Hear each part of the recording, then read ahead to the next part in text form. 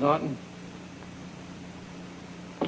I'm probably the most fortunate guy in the whole world to have a friend like you. Oh, You're one of the nicest guys I know. Guy's a pretty nice guy, ain't he? One of the best guys in the whole world. You better write that down, Ralph, before you forget it. Testing, hot outbound count, 1, 2, 3, 4. You wanna hear? The Honeymooners Podcast, the only podcast that is all about the greatest show of all time. With the stars, Joe Conti and Louis Fatts.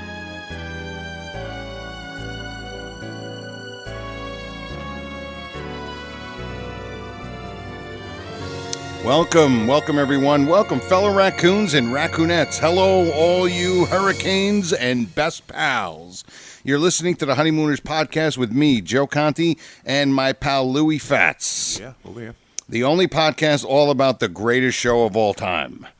And we record in the Non-Productive studios in Clifton, New Jersey, and that's also where you can hear the show. If you go to Non-Productive.com, that'll get you right to their page, and we are one of many shows on the Non-Productive platform. And another thing, we just have a brand new Facebook page, a fan page, the Honeymooners Podcast.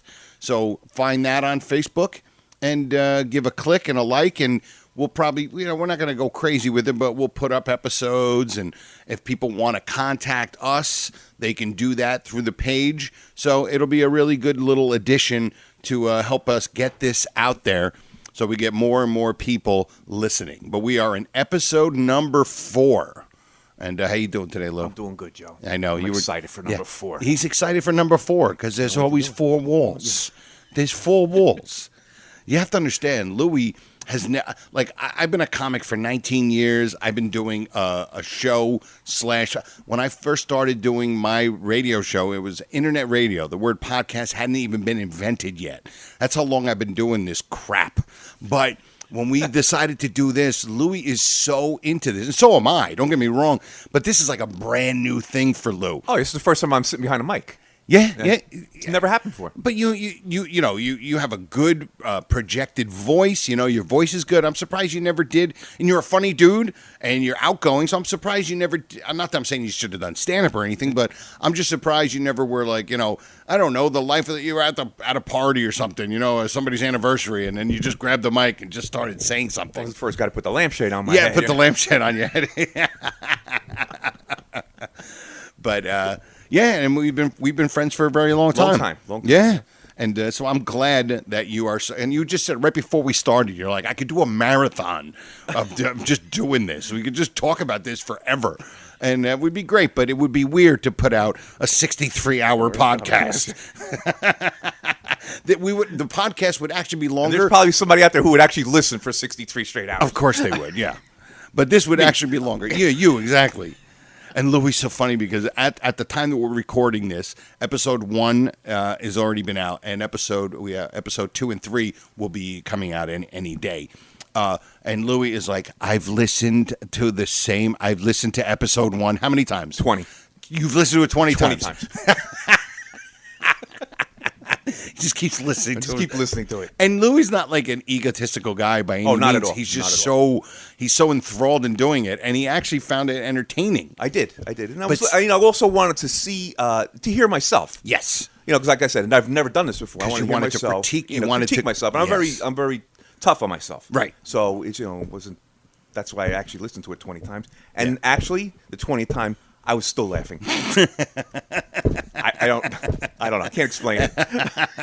Don't even try to. I'm not going to try. Because if you try, then it won't come out right. But episode number 4, as you guys heard in the beginning, we played a couple of clips of Ralph really getting in touch with himself and realizing that Ed is not just a best friend. He's a great friend. The greatest friend. We said this in a previous episode. Yeah. He is the greatest friend. He's the greatest friend of all time. Yeah. Of all time. Yeah. I mean, I have a bunch of friends, but I have like a couple of friends that, you know what, I could sit there and say, yeah, I got about 2 or 3 guys that are of the Ed Norton, Yeah.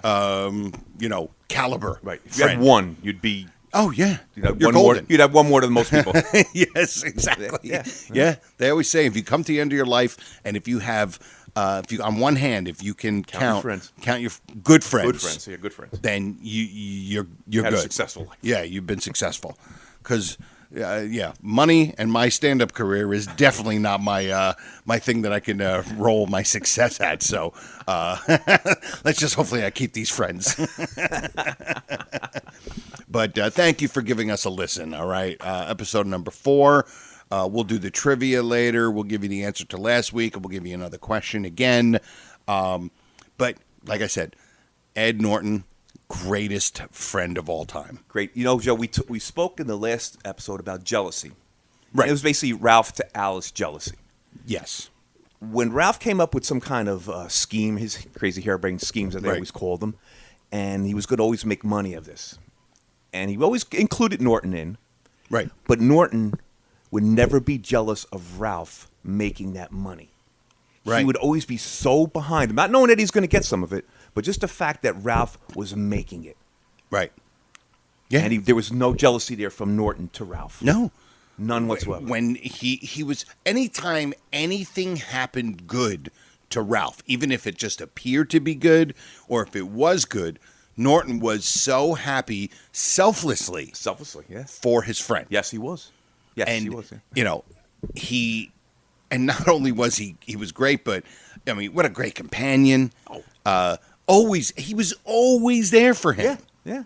And when Ralph brought him into these wacko things, like Dr. Norton and all that stuff, Right. Norton never questioned Never said, questioned. "No, Ralph, I won't do it." Yeah. And Ralph never one even episode. asked. He Right. just included him, Right. He knowing ju- that Ed's going to go along with this, Right. And that's it, Right. And he did, Yeah. every single time. except for one, with the deciding vote, because it was that one episode where he got mad at He got mad. He had a little bit of pride. Yeah. And you know what? And they threw, obviously because of that episode, they wanted that to be. Yeah, I mean, there's a comedic theme to it, so you Right. know you have to go off character a little bit once in a while. But I think when he threw him out, they made it a little bit more of a rougher throw out than normal because he hammered him a little bit. He said he gets tossed 3 times an episode. Right, Why, right. why was that one so right, much different but than the other one? he said because he said something. You're the biggest The biggest accident that ever happened. biggest like that, accident that ever happened, and that's when he was like, oh, okay, and he kind of got very quiet and just said, okay, I'm leaving. That's it. Yeah. And then can I just say one more thing? It's a piece of junk. It's a piece of junk. It's a piece of junk because they were in a vacuum cleaner, it's a vacuum. which also had one of the best. You got me to really appreciate how funny the line is when he throws the oatmeal down on the floor, and he takes the vacuum, and the vacuum's not working, obviously. And then when Norton goes, My favorite line. yeah. Want to try it with cornflakes? Why don't you shut up? It's just a great line. Thinking about it. everything. The timing of it. You want to try with cornflakes, Ralph? Why don't you shut up? Yeah, Just why don't you- Ralph. Boom. Boom, Why don't you boom. shut? Oh, it was just Great. it makes me laugh thinking about it. Joe, you're a comedian. The timing on that was impeccable. Stupendous. It was Impeccable just timing. perfect because because if he would have stopped and waited like 2 seconds and be like, why don't you shut up? Because that's a moment where somebody says something so idiotic, you have to go, why don't you shut up? It's what needs to be said at that moment. What a great line. I mean, I really I didn't appreciate that line It's one until of my you favorite lines. just, threw it at me and said, Joe, how about trying cornflakes? Want to try it with cornflakes? I mean, think about that. Yeah, think about it. It's like the vacuum cleaner's not picking up because it's oatmeal. Right. It's not because the vacuum has a preference It to doesn't cornflakes. work. The only time the vacuum does work was when Ralph puts it up to his mouth. I never understood that. Yeah, I know, exactly. Like, All of a sudden it it's started working, working. yeah, it's working. That apparently the sock that was in the trumpet right. was in the vacuum. All right there, Gabriel. Oh, yeah. Yes. But he was such a phenomenal friend. The character, like you said, one time when he threw him out and he was done with him. Yeah. And then he was hanging out with Teddy Oberman. The other one, when Teddy Oberman also, he threw him out. And then Ralph thinks he's coming back. And Norton, makes him go like, no problem. Ready to go bowling with him. I'm not bowling with you. I'm bowling with my good friend Teddy Oberman. You can go boat with, quote unquote, Jim McKeever. Oh, that's right. That was McKeever. That was the McKeever one. Right. That was okay. I had the two confused. There's another one. I know which one you're talking but about. that was him being mad at Norton. Yeah. But the one where Norton was mad at him was the deciding vote. Deciding vote. Because was it McKeever? Wasn't McGillicuddy? McGillicuddy's the deciding vote. Right. Couldn't spell his name. That's why. Yeah. I can't even spell his name. And how about when he's writing? He's writing his vote in, and he's erasing. What are you erasing? It's either one guy or another. And he didn't raise You don't know it how to because spell McGillicuddy. It's down Frank. Yeah, exactly. But it's all in comedy, and it's just part of it. It's just great. There's no questioning why. It just you have fun because when you get to a point where we're at, where you know the episodes so much, you start to dig deep. Why we do this, why we're doing this thing, and that's when you just kind of it brings you extra chuckles. Yeah. It brings you more laughs than you're supposed to get. Yeah. Because you're like, why? Why would he do that? Yeah, exactly. It's not just watching him do it. Then when you think about certain things, it's just fantastic. But there's so many great examples of like when we with the two clips. They were from the episode where Opportunity Knocks. Yes.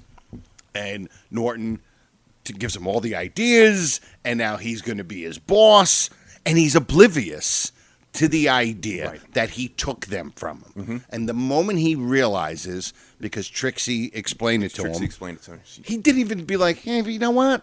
I was the one that, I got the job. A bad friend could have been like, hey, you know what? That's on him. Yeah. How many people you would know would be like, that's swallow their pride. And, and that's it. Just came back down. It's on you, pal. Ralph. You should have told him that. Yeah. Hey, I just happened to be the one to have the nerve to do it. Yeah. But no, it was, no way. I'm going down there, and you're coming with me, and you're going to be. And then he turns it around completely. He doesn't just say, I hope you get the job. He actually turns it around and says, hey, if I ever get a chance to work for you, I'd be happy to work for you. RK. I mean, it's the best friendship gesture you can make. And we've said it before. Ralph, when it comes to brass tacks, yes. Yeah. But when he's in his, whatever mode he is, whether it's jealousy mode or scheming mode or trying to do something, he kind of pushes Norton a little bit to the side. Yeah. But of course, sitcom and in 22 minutes, it all kind of gets wrapped up and all wraps up in a beautiful bow. But I mean, there's so many examples of him being that great friend. Yeah. Dr. Norton. Dr. Norton. Comes into Dr. Norton. Yeah. He pretends to be a doc. He's basically committing a felony, okay? He's impersonating a physician for his friend. So his friend doesn't go to jail because he gave the magazine the wrong info. He's and you see how unthought that was. Like, they didn't think out anything in that. Right. Like, aren't you going to be questioned? They just thought they were going to walk in, hands him the check for the $5,000 back, and walks out. Yeah, and that was exactly. It's all over. Right. Well, maybe we'll get pictures with Dr. Norton. No, he's shy. He doesn't like pictures. I wouldn't mind a picture. That's one of the better hits when Ralph would give him like a hit in the chest or whatever. That's one of the better ones.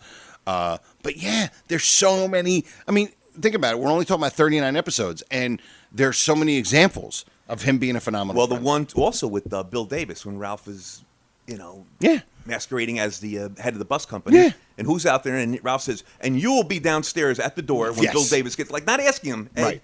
Can you get off? Actually, they never got off work. No, for some reason. Like, they were always meeting for lunch. I could never figure that one out.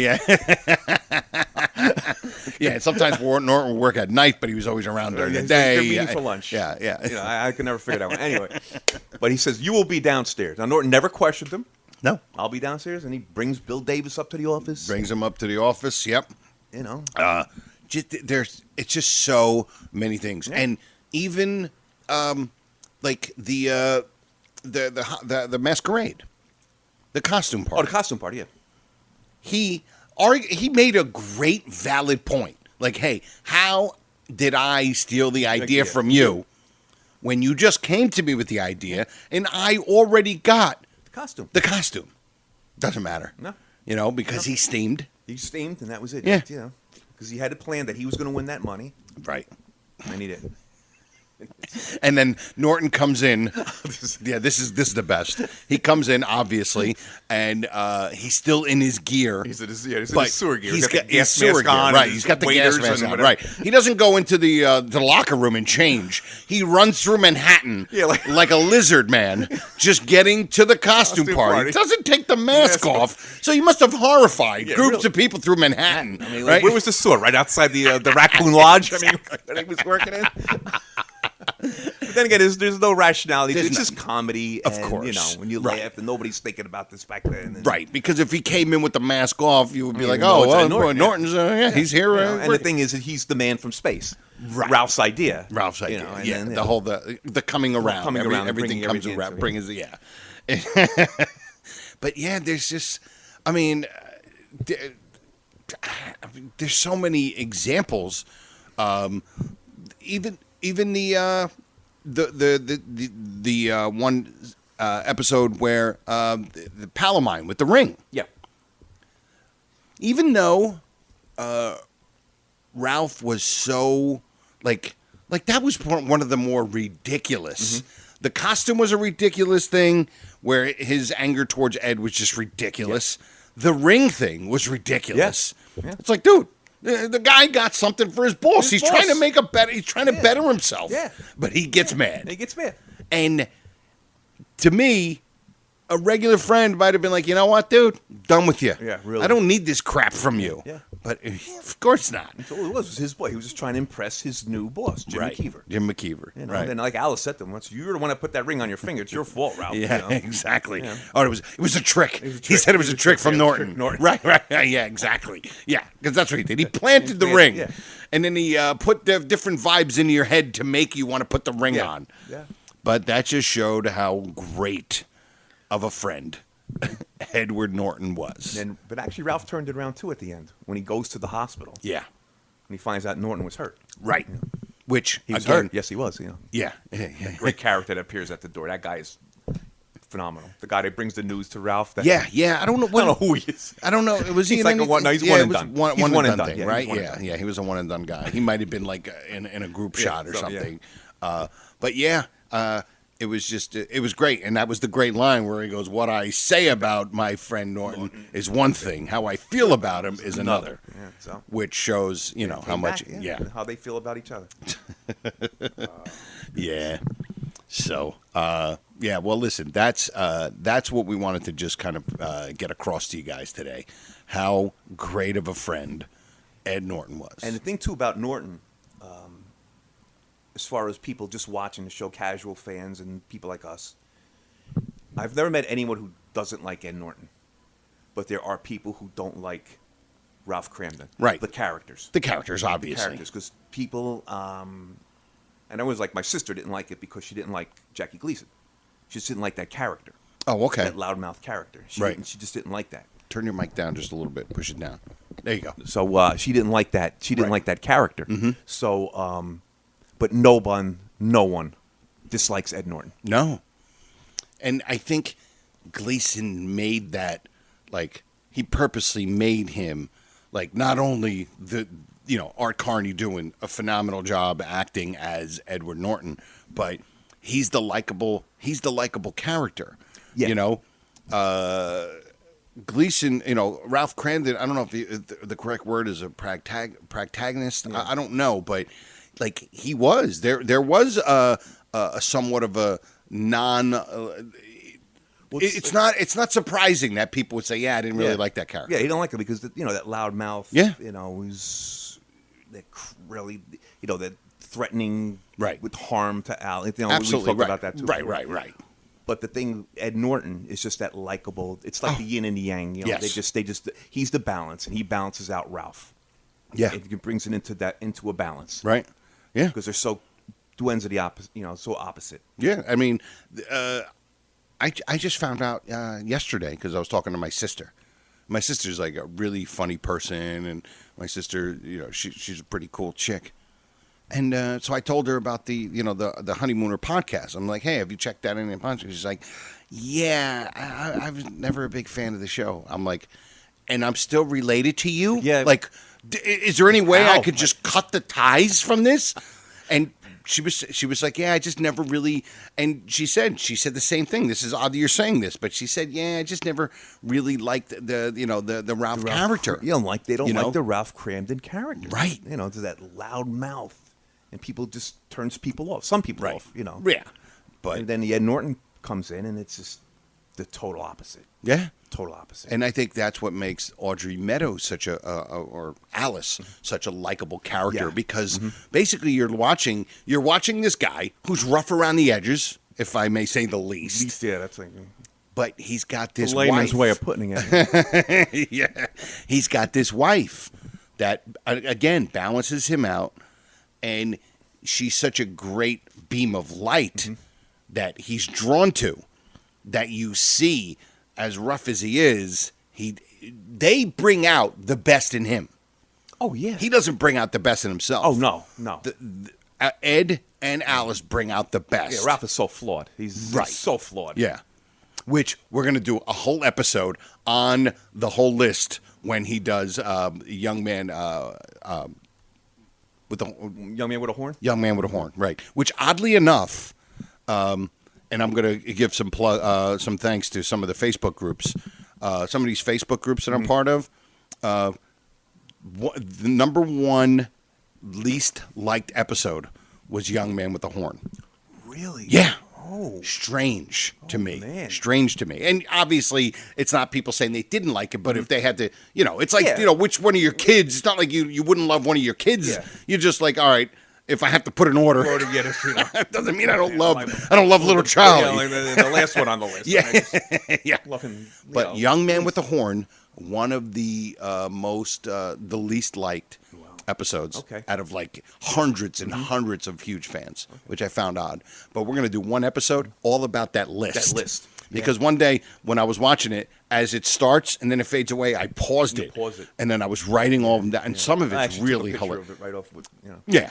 And I just want to go through all that because there was some really good comedic things. And then some stuff that, obviously, they just did for the show. But the horn scene is great in that. Oh, yeah. The horn scene's phenomenal. Yeah, we're going to get into that because I have a whole theory on that horn scene about him because he did play the trumpet, so he was trying to do it wrong, and he actually hit the high note the first time. Yeah. He hit the high note the first time. He wasn't supposed to, but he was so good. I love the part also when Norton's playing like this reveille. It's like 3 inches from Ralph's ear. Yes. And Ralph's just sitting here with the pencil. I believe he's got the pencil. He's got the pencil in his nose. Because I remember pausing it. I have a picture of that, and it's a great picture with the horn in his ear, and he's just sitting there, and the pencil is like kind of pushed up into his not in his nostril, but right there. Probably on the side of his nose. And he's just got this great look. I'll send you that picture. It's so great. I just love Norton. It's like 3 inches from his ear. Yeah. All right. What about the trivia? Let's get the trivia. Okay, we'll give the answer to the previous week's trivia. Which we know what the addresses. Okay, we lost our. Yeah, you gotta remember we have nothing written down. Yeah, we have not. All I did was write down the few people that I want to thank. That's it. Nothing written down. Nothing written down. We wing this. It's all coming to you live, not on film. So the answer to I'll give the question again. The trivia question was. There's a known address that they use throughout the whole series, which is actually his real, real home address where he grew up in Brooklyn. But in one episode, he gives a different one, and that's the one where they hire the maid when they're at the employment agency. Employment agency, right? And he always asks the same question: "What's your address?" What's your address? Right. So the answer to the trivia question is the two addresses are 728 Chauncey Street and 328 Chauncey Street. And 328 Chauncey Street is the one that's been used throughout the whole whole series. Yes. But one time He said For 728. some reason, we don't. He know. was probably sauced. So we're probably. He was probably hammered. Don't Because even- that's what makes it even brilliant, that- because he was hammered sometimes and could do live television, recording it live. And there are things within the series there's a lot of inconsistencies through the series. Right. If you really want to take it apart. And we're gonna one thing do a with whole Ed Norton's. episode. When he loses his job in his store, he was there for 17 years. Then in another episode, it says he was there for 10 years. Right, yeah. So there's inconsistency. Yeah. But, It's all good. But back then, it was like if you only saw it live, and if you missed it, Yeah. you missed it. You missed You it. couldn't tape it. There Yeah. was no reruns back then. Right. You didn't start rerunning them until 10 years after. Yep. So if you missed it, you missed it. Yep. So, All okay, right. so this week's trivia Okay. involves Ed Norton. Oh, okay. Okay, so the trivia: Ed Norton was a stickball coach. Ah, okay. What was the name of the team? Very good. That's a good one because I can't think of it right now. All I know is that when they said Steve Austin, I'm like, oh, Yes. the guy from It's $6 Million Man, Steve Austin. He was the first one to get the measles. Yes. Should leave me with the mess, stickball coach. Stickball coach. So that's a trivia. It's the name of Norton's stickball team. Right. All right. Well, listen, I want to thank everybody for giving us a listen. Tell your friends about it. Share it on Facebook and social media. Let people know. I want to thank a couple of special people and groups, a couple of Honeymooners Facebook groups that have been really, really great in helping us share this and been taking a listen and giving us some real good feedback. It's the Honeymooners fan page. Then there's the Honeymooners Raccoon Lodge. And then the Honeymooners, the classic 39 episodes. Those three Facebook fan group pages have been very good to us. We thank you Give them guys. their props. And also, Mr. Edward Lillywhite Norton on Facebook. He's got the original Honeymooners podcast, but it's a Honeymooners trivia podcast. And he's done like 50 so episodes. He hasn't done it in a year. He's actually, I don't know if it's because we got his juices going again, but he's going to be doing another episode great. in like July. Good for him. And we'll also be listening to that, and we'll promote that. And he also does another show that he just started in May called Raccoon Lodge Radio. Oh. Which it's like like he's doing like 50s style radio. okay. Play some songs and then some commercials, and then it's all references to the show. They give away they have a raccoon of the month or whatever, wow. and yeah. So, but definitely give that a listen. And also, I want to thank our pal Doug Nelson, who if you hear the intro in the beginning of the show. And also the video, he is the great voice guy that did the intro for us. So I just want to thank Doug, who has a show called the Mr. Nailsin Show. Nails In Show. Give him a listen, subscribe, and that is it. So we will see you guys next time. And also I do a show. It's called The Conti and Kenny Show, with my pal Kenny Michaels and Joey Image, and it's on every Monday night on morelikeradio.com, and you can subscribe to that show. We've been on the air. For like 300 years, so we've been doing it forever. But that's it. We'll see you guys next time.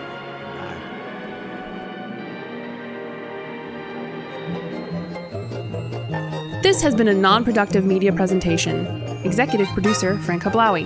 This program and many others like it on the Non-Productive Network is distributed under a Creative Commons Attribution Non-Commercial No Derivatives license. Please share it, but ask before trying to change it or sell it. For more information, visit non-productive.com.